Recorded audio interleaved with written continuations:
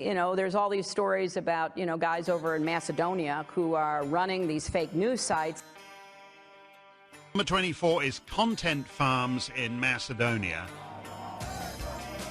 Бидејќи ако се направи грешка, таа ќе биде кобна. Нема враќање назад. So Europe need to remain more sexy lady in the world. Ајде, мајката! Господа ја чува Македонија и низините граѓани. And we're back. Actually, we never left. We were merely contemplative over the tragic news from Kocani and more. So we'll discuss that, not just the tragedy, but where the investigation is now, and equally, if not more importantly, what some of the lessons are that might be learned from this tragedy. If lessons are learned and then adhered to, we can all take some solace in this heartbreak. But if no lessons are learned, if the corruption and criminality that led to this are not addressed, if no one is willing to say, quote, never again will I let the lie come through me, unquote, then we are all doomed to repeat Kocani over and over again. We'll discuss all this and more on this episode of the Macedonian Content Farmers Podcast. I'm Jason Miko, coming to you from the foot of the Catalina Mountains in Oro Valley, Arizona. And this is Cvetin Sulemanov in Skopje, Macedonia.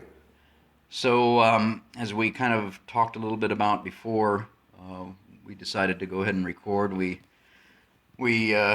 both agreed that this is something, and the reason that we've been kind of absent for our listeners is that this was just such a major shock to Macedonians everywhere, not just in Macedonia but around the world, and others too. I mean, I had friends, that know of my love for Macedonia and my relationship with Macedonia, saying, I heard about this tragedy. I'm so sorry.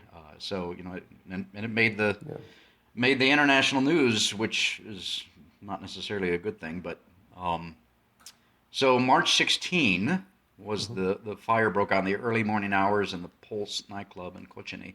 59 people, young people, died that night. Another 3 have died since, I believe. Is that right? 62 total. We can focus on the tragedy. I want to focus just for a moment on the heroes. There were a number of heroes that night, young people that went in and got their friends out. People that were driving folks to the hospital. I believe an ambulance driver did 11 runs and then died that night from a broken heart or a heart attack. Yes, that's true. Yeah. So then there your neighbors, your European countries around Europe that took in the wounded all over from Northern Europe, Greece, Bulgaria, etc. We have to give credit where credit's due. For they had the hospitals to take care of these folks. And now, as of this recording, so March 16, today is April 24, so that's almost a month and a half later that we're recording this. Since that, are there still folks in hospitals around Macedonia and around Europe, or are they all out now? Where do we stand on that front? I think there are still a few dozen patients treated abroad. So the closest countries took the most severe cases: Serbia, Bulgaria, Greece, because it was the shortest time to get them there. Yeah. And I think 2 are still in critical.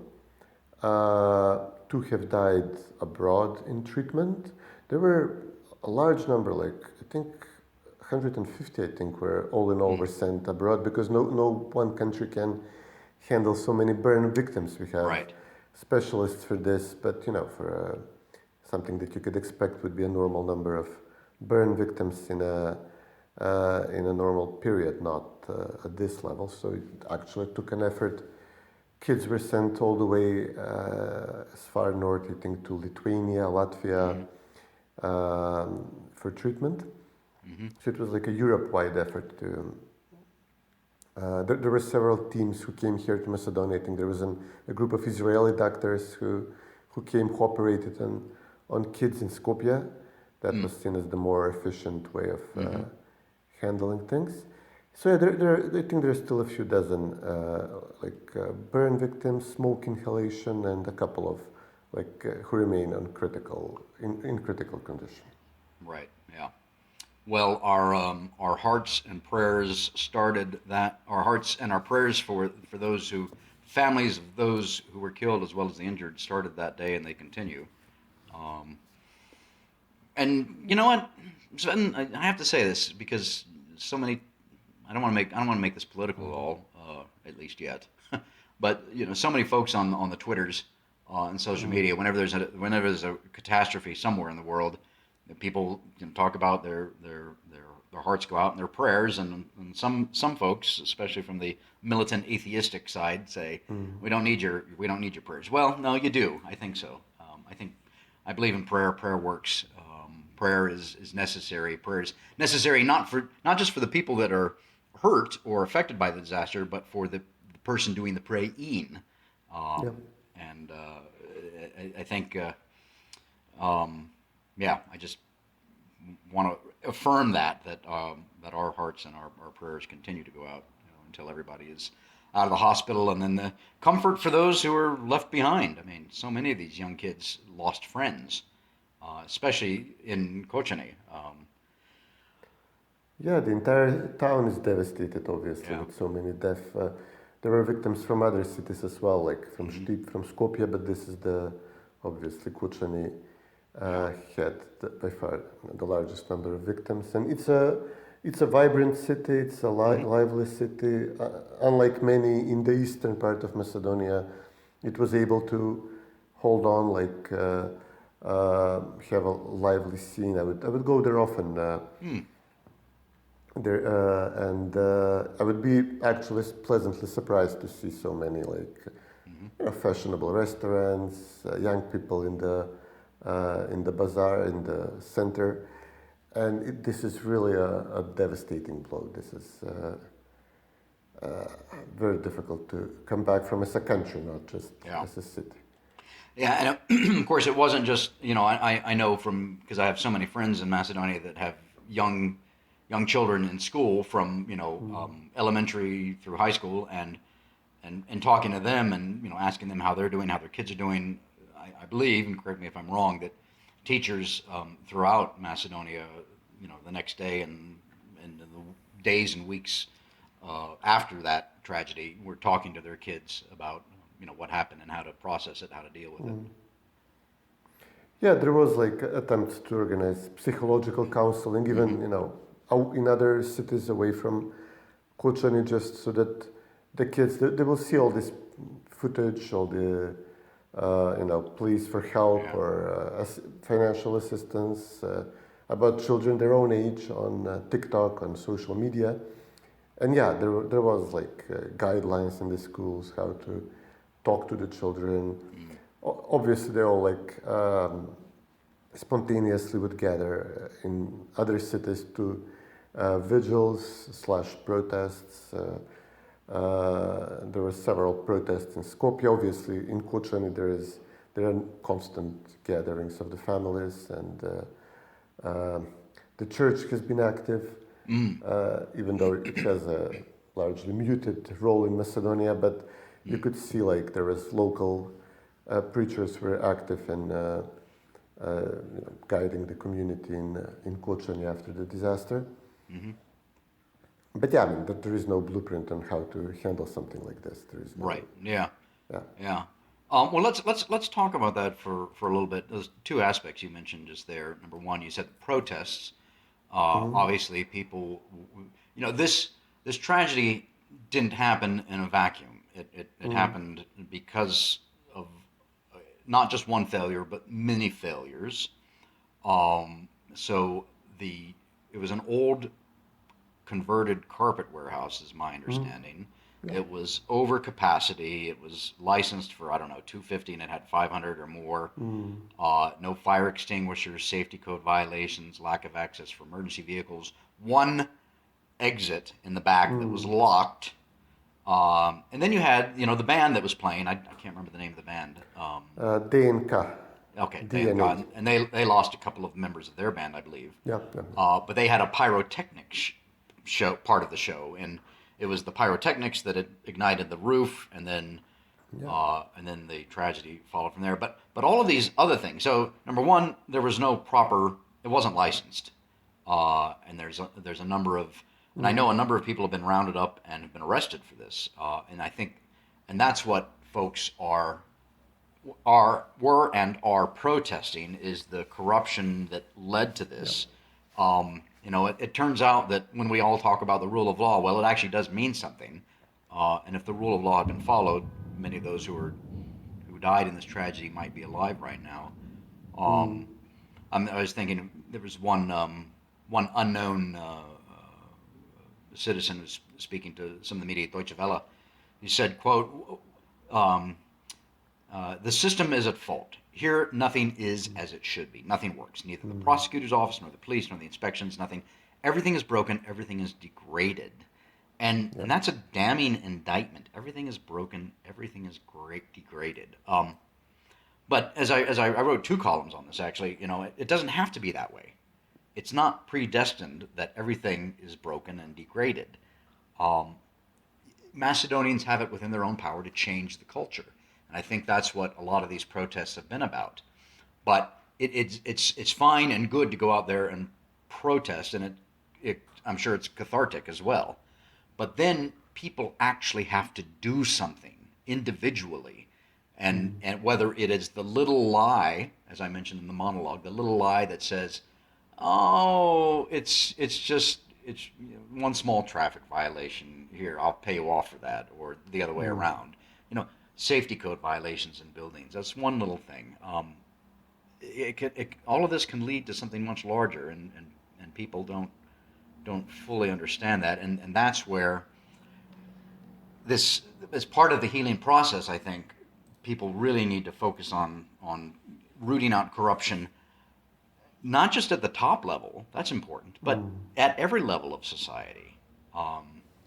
And I think that's been and correct me if I'm wrong, I mean, you're there, I'm not, but this is something, has there been a greater discussion in public about this? Yeah, if there is one thing that can come out of this, is that there is a very strong now anti-corruption push after the fact, unfortunately. But there is this weird model where we are. I didn't know about this. I assumed it's under the purview of the local government, but it was actually a license for a cabaret/nightclub. And there's a difference between the two, I guess, deliberately put in the law to make it more lenient to get like a nightclub license if you call yourself a cabaret. It's not issued by the town hall, it's issued by the economy ministry in Skopje. And this ministry has long been dominated by the DUI party. They would have like back-to-back economy ministers appointed there. And like 4 of them by now, I think, have been charged and arrested. One is kept in detention. So basically the most recent one of the DUI ministers, on his watch, the club actually applied for a license and was given one. And then I think they just, for next year, they just submitted the same one, but faked the date or the signature. So they actually had a forged. They were given an authentic permit, but obviously nobody did actual inspections. And then they just forged it for Angkor. And okay, nobody's saying that the minister himself went to Kocani and took bribes by himself to do this. This is outside of the usual DUI area of operations, but his name is on the signature. And then there are other officials around him who are so there is like the police commissioners, police chiefs who are supposed to be inspecting the place after they have applied for a permit. They have to submit some kind of proof that somebody inspected the place and found that they have extinguishers, exits. So this falls under the local police thing. So they were all charged, arrested. The 3 previous mayors, so the mayor of Kocani immediately resigned. And his 2 predecessors, who also have not the crucial input in this decision making, but have input, they are charged. One of them, like the one who was the first of the 3 to hold this position, he even shared with the media. He's the It's Radko Dimitrovsky. May have heard of him. He was the owner of this printing press, which used to print Dnevnik back in the day. Oh, If you remember. right. Yes. Okay. Yeah, Dnevnik was printed in Kocani. Yeah. So all are like major local businessmen, all the mayors. And Radko, he even had Girovsky, like his old pal in the media, show a document which he had taken out from the archives showing that he actually sent a letter, I think, to the economy ministry telling them that this place is no good, does not meet the criteria. So he has, for example, some kind of something to call for. But again, they had like local inspections. They could have done more if they knew that this place is such a completely unsuitable location for something like this. Obviously, the owner, his family, who are cost signatories on the club. He had apparently a kid working as a bartender named as the actual owner of the company. So it's also possible that they were, like when one of your companies goes bankrupt, is blocked, but then you set up another one through somebody you kind of control. So this kid was also charged, but then, he was also badly injured, and eventually he's one of the ones who died in treatment abroad. Obviously, the band, I mean, it's all caught on video. You can actually see the band, the singer, light up the fireworks, shoots it up like one of those sparkly things. Yeah. And it's as the sparkles are hitting the ceiling, it's obviously flammable. Probably maybe some kind of insulation for sound. Maybe the owner was thinking that it's going to improve the sound quality or whatever. It's obviously flammable, so just as it hits, it immediately starts catching fire. So a bunch of employees in the club. I think there were part of the protests in Kocani were actually to lay off some of the defendants because they were trying to help drag kids out, evacuate the place. But also, they were signatories or involved in the organization of the event, so they are also, by default, considered culpable. A lot of local market inspectors. So these are like usually notoriously corrupt institutions in a small town. You get to inspect like the local shops and this is somewhere which is like widely considered a corrupt, crooked service. So they are all being charged now, and it's I think about 50 people were charged so far. And that's going to go through the court process, which of course is another issue we can talk about some other time. I think two things as you were talking there, I had two thoughts. Number one. And again, correct me if I'm wrong, but I do believe I saw a number of stories after the event that throughout Macedonia, throughout the entire country, a lot of places were shut down or had their licenses revoked. For sure. So I mean, there's a tiny bit of good news there in that shutting these places down, revoking their licenses, or making sure that nightclubs that are properly licensed are also up to code in terms of safety regulations, etc., that could help to avoid something like this, or even something lesser like this that could lead to a loss of life. So that's number one. Number two, so the owner and his family, you said, are in detention at least, correct? Yeah. Okay. And is the building itself going to be razed to the ground? It should be. I assume so. Yes. Yeah. I guess they're still treated as a crime scene, and they're, I guess, gathering evidence, but ultimately, I suppose so, Yeah, I mean, that's what you do when you have tragedies like this. You raise these places to the ground, and you turn them into a monument or memorial or something to remember, and look upon it and say, never again. Never again. So, yeah, for sure. Yeah. Now, I want to go back to something you said earlier about the church, and I know that Господин Stefan in his Easter message talked about this as well. for believers, and hopefully many in Macedonia are believers. Just because you call yourself an Orthodox or Catholic or Protestant doesn't necessarily mean you're a believer. But hopefully most people are believers. Believers, of course, and we just celebrated Easter, Catholics, Orthodox, Protestants, non-denominational, last Sunday. Our hope is in the resurrection. But another lady, Betty is her name, talking to some of the international press, she said, quote, "Macedonia is on its deathbed. We have no more credible institutions. The health system is completely dismantled. Education is poor. Judiciary is partisan and corrupted to the bone." And then she says, "I do believe now that only God can save Macedonia." And that's in my second article. I titled it that, "Only God Can Save Macedonia." Yes, but if Macedonians don't do anything, God is not going to save Macedonia. So Macedonians have to do something, as I alluded to earlier. She says here, we have no more credible institutions. The health system is completely dismantled. Education is poor. Judiciary is partisan. Corrupted bone. Okay, yes, but Macedonians have it within their power to change these things, and they have to do something. And as you alluded to a few moments ago, with at least the discussion, throughout the country, the protests, etc., people are saying, no, we have to change things. And of course, the proof will be, if things begin to change. I don't know if, there's various ways of measuring this, but I hope that, 6 months from now, a year from the actual tragedy, so next March,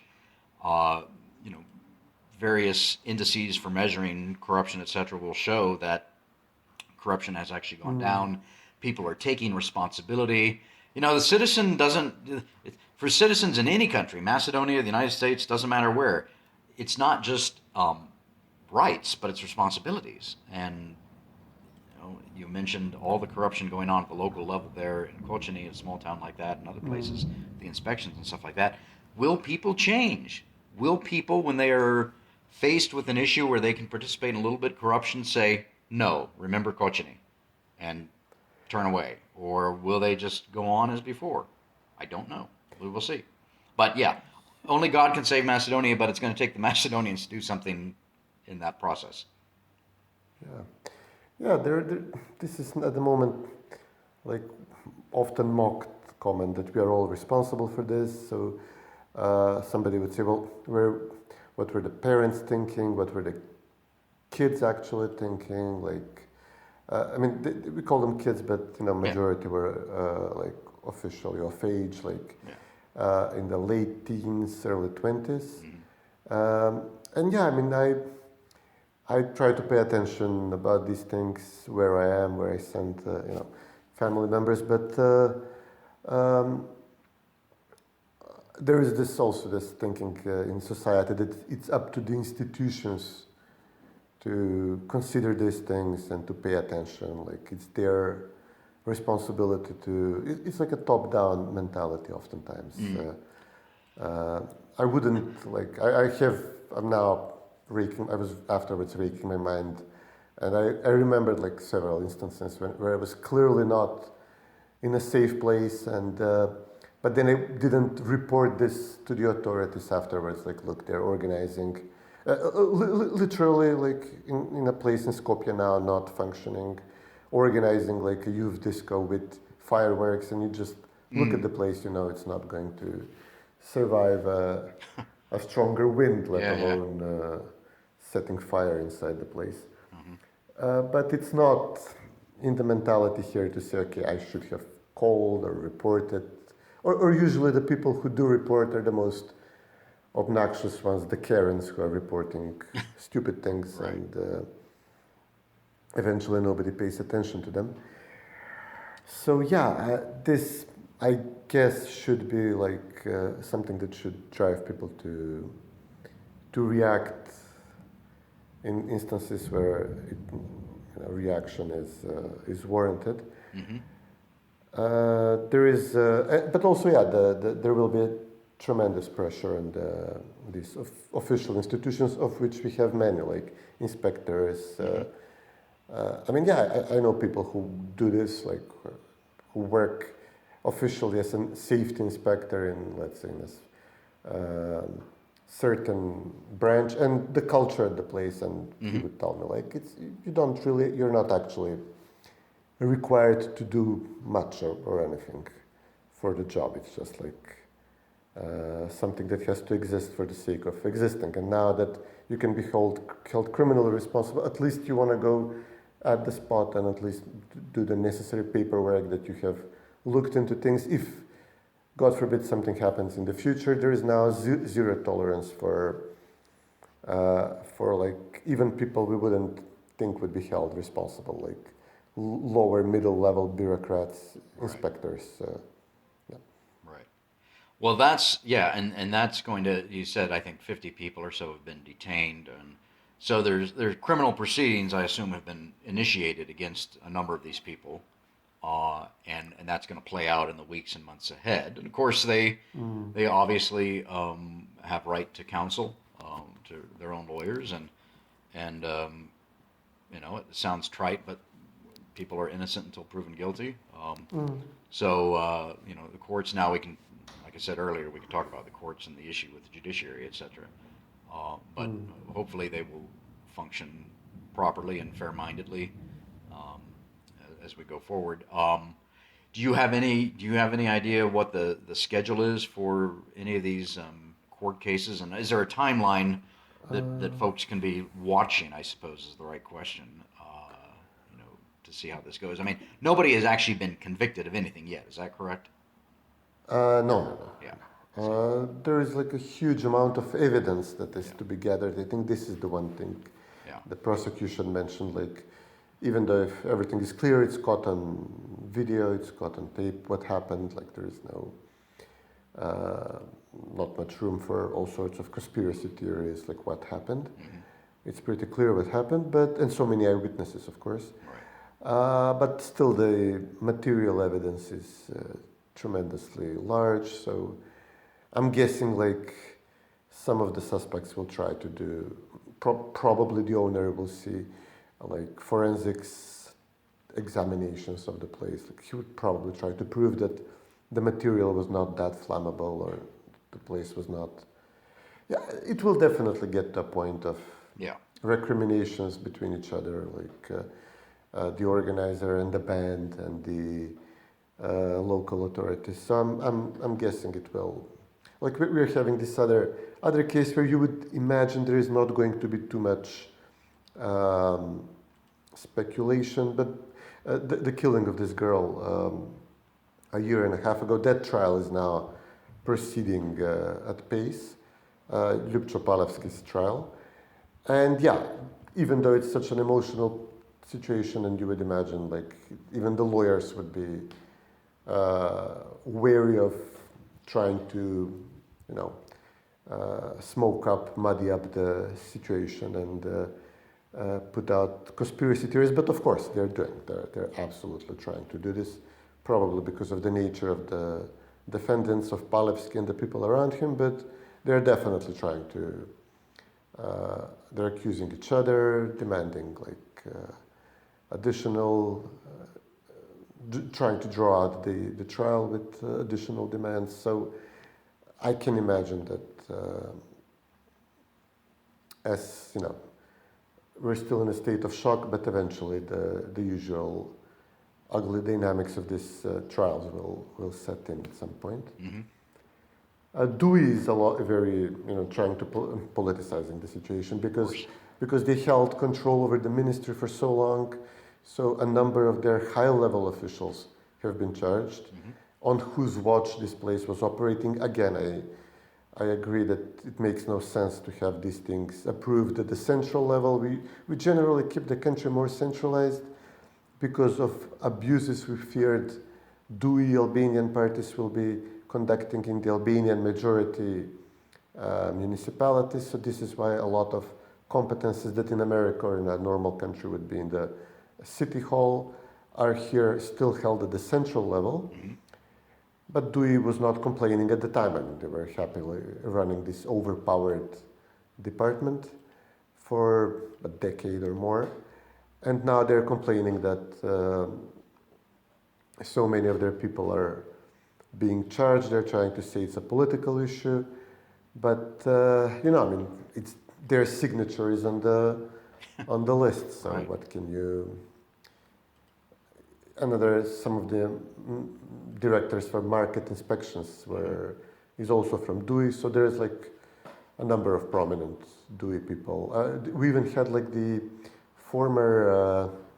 The ambassador to Norway recalled to the country because he was also, I think, briefly economy minister. So he flew back to the country, and he's also now in house arrest. Came back from Oslo into house arrest. Yeah. ASDSM is kind of trying to politicize the situation because they're saying that not many VMRO officials are charged. So the local police commissioners, the local market inspectors appointed more recently, they are presumably VMRO, even though these are generally non-partisan, should be non-partisan appointments. But even the current economy minister is again from Vlen, from an Albanian party. Mm-hmm. So they would say, well, then it should be the interior minister who should be held responsible because it was a large public gathering and he should have sent like police to,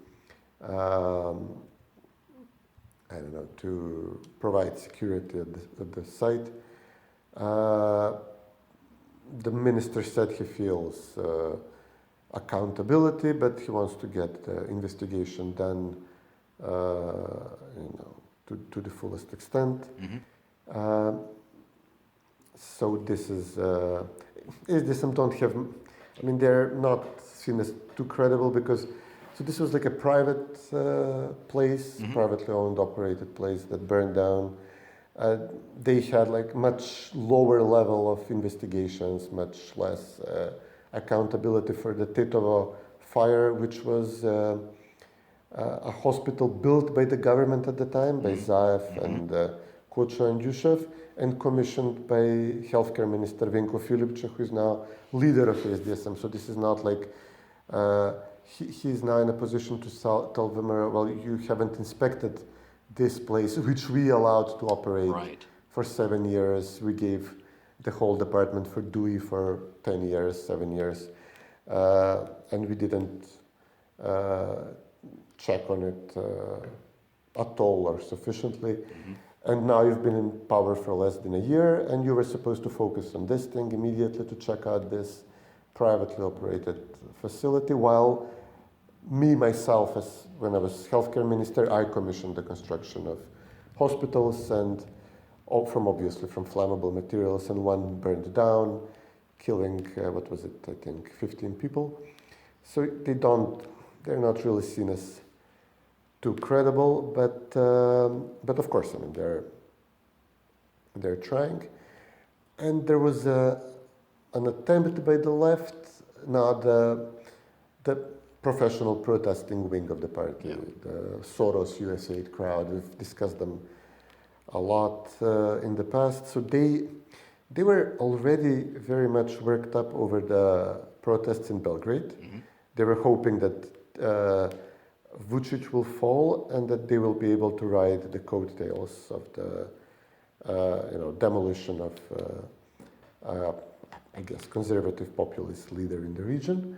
And this is again, they have a lot of the narratives already prepared because in Belgrade they're protesting over the collapse of this railway station. So again, blaming corruption, blaming the central government for corruption, for something that the central government was reconstructing, then blaming the government for trying to quiet down the protests. So they have the billboards written up, they have the cooperation with similar organization in Serbia. But I guess they were also trying to organize some kind of protests over this girl which was killed in a traffic accident in Skopje. Mm-hmm. And this completely failed. And now, of course, so they kind of knew that there is no mood, that they're so thoroughly discredited as an organization after the Colored Revolution how they politicized their promises for justice, accountability, for the previous government, what the ungodly mess all that happened turned out to be. So they kind of knew that there is no mood to rally against a government that was just elected at the moment when there is like favorable wind for the government from the US as well, and very unfavorable for them personally, being USAID funded and US coordinated by the previous US administration, and being personally seen as not credible, and specifically on these issues of with all the disasters that happened under SDSM and Do Is Watch, but still they tried. They were active on social media. They set up like an organization on Instagram trying to drum up protests. They had several instructors come from Belgrade trying to organize them. One of these coordination meetings was caught on the video leaked, somebody recorded. They were doing this on Zoom. This was a Levica group with Serbian instructors. They were pretty callous in the way they were talking during this meeting, so this hurt them. There was one large gathering in Skopje, 10, 20,000 people, and SDSM tried to, run to the front of the crowd and seize the momentum, but they actually had some pretty incredible people show up. So they had the son of former Prime Minister Buczkowski, who was famously put on trial for corruption, then had the court to drag out the whole process, and he avoided going to prison. So, definitely a person seen as corrupt and not somebody you want to have like a spokesman on corruption issues when you're trying to organize a campaign against government corruption. And he came out to speak at this rally, and he was like the most prominent speaker, and immediately it was the day after, everybody was like, no, we're not doing this. So this first initial attempt to drum up protests failed badly. But yeah, definitely, this is their bread and butter for these activist groups in the... Right.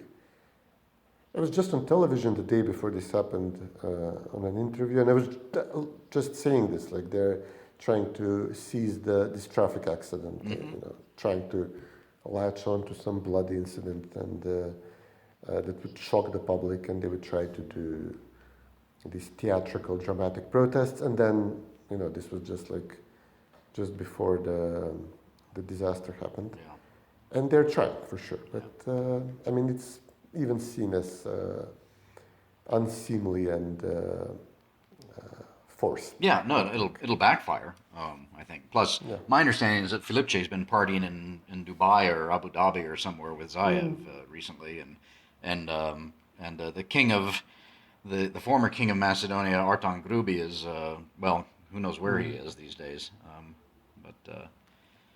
So I think the public is.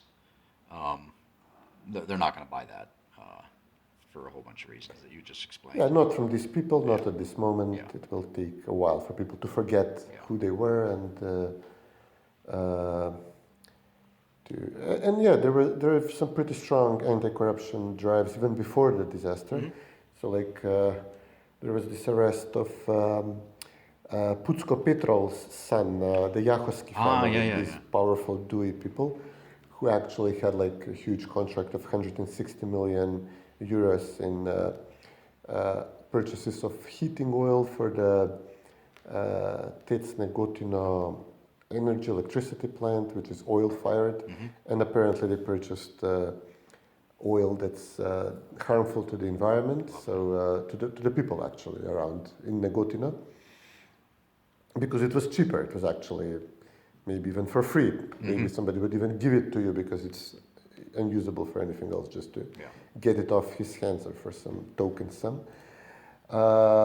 So, this was like a major anti-corruption push before the disaster actually pushed people to demand even stronger assault. Just today we had, on this case with the oil We had like the president of the Anti-Corruption Commission arrested, who was in some capacity like as a government official in charge of, I guess, reviewing government contracts, and she was supposed to react on this. So like the person in charge of investigating corruption is just today was just today arrested, charged with over this case. There's like daily arrests now, like 50 doctors and retirement fund inspectors were arrested yesterday over like issuing false, giving you like a disability pension even though you're not actually sick. Yeah. Like this type of low-level corruption. You know, low-level corruption can multiply and add up to high-level corruption. So at any level, it's gotta stop. So there's definitely a push here. Yeah. There's also like an unexpected side effect. So the Pucka's arrest, actually, with so many prominent DUI people collapsing, but he was also. It was widely known that he was supporting Arben Taravari, the current healthcare minister. Right, yeah. He joined the government back in the day after purchasing a house from Pucko Petrol for a token sum. So now he's trying to leave the government. He's saying that he will go probably collaborate. So he's not saying I want to leave the government. He wants to run independently in the local elections to weaken Vlin as Vemera's coalition partner. But it's not, necessarily a bad thing for government stability. So Vemera has to manage like a badly weakened DUI, which has two other factions in its own coalition who can leave, as well as now Vlen, which are trying to unify in a single party, but a big chunk of them leaving through Taravari. So like 4 or 5 Albanian factors which Vemera can manage, I guess, and shuffle. So that's like a big political side effect of the, I guess, mainly driven by this corruption investigation. Steve Chekimovsky was just sentenced to 3.5 years in prison over municipal corruption in Karposh. So another colorful, notorious for allegations of corruption, powerful local mayor. He's also obviously insisting that it's driven by politics, even though the charges were filed by SDSM, not by Vemera. When he was still seen as closer to Vemera, and now he is opposed to Vemera. So yeah, there are big cases happening daily. So that's maybe one positive that's coming out of all this. Right. Okay. Well, let's do this, and let's end on this positive note. I'm going to have to run here and get to the office, so yes, that's all positive in terms of this push to get rid of corruption and prosecute the corrupted. But as I started out mentioning that this tragedy in Kocani made global headlines around the world, and people were asking me about it.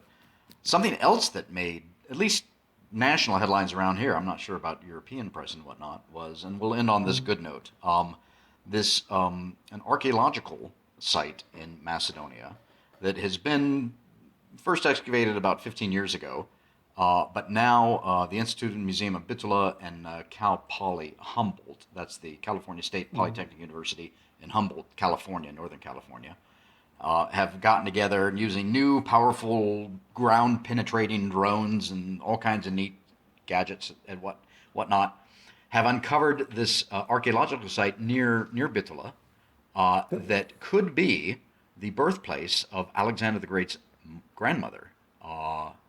So I don't know if there's a lot of, again, Macedonians is you stick a shovel in the ground anywhere and you're bound to dig up some sort of piece of pottery or old coin or something like that. But this has the I want to quote here from this is Nick Angelov, the Cal Poly Humboldt anthropology professor. He says, This discovery is significant, says Angelov. It states the complex networks and power structure of ancient Macedonia, especially given the city's location along trade routes to Constantinople. It's even possible that historical figures like Octavian and Agrippa passed through the area on their way to confront Cleopatra and Mark Antony at the Battle of Actium. So this is kind of exciting, to see this. Again, like I said, there's all kinds of historical archaeological excavations in Bitola itself. You've got Heraclea, Stobi is just up the road from there, etc. But this is going to be very interesting to see what they continue digging up there. So maybe we can put a link in the show notes to that. So yeah, it mostly made international press, not so much local. Yeah.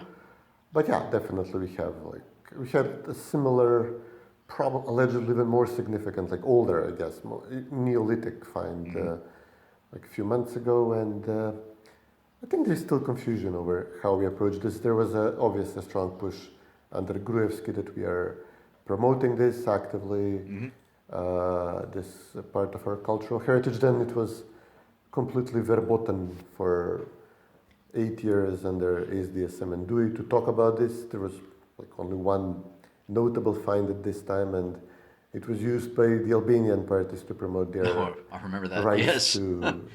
Yes, it's all Illyrian, and Illyria was always Albanian and always will be Albanian, and blah, blah, blah. So, yeah. Well, look, it's in the ground. It happened a long time ago. You can't change that. And so let's, dig it up, explore it, understand it, make sense of it. It's part of Macedonia's history. That's a fact. So anyway, we'll put a note to that. Sure. I got to run. It was good to catch up after a long time. Too bad that I'm sorry that we had to go through such a unfortunate and tragic discussion. But let's see. Like I said, in the monologue, let's hopefully good news will come out of this at some point, and some solace and comfort to those and changes, real changes in the culture and the mindset there. So. Yeah, that's what we can do. Yeah. All right. Let's not let this gap go by for so long before our next podcast. Then. Of course. Sure. All right, man. Of course. Okay, man. Take care. Take care. Okay.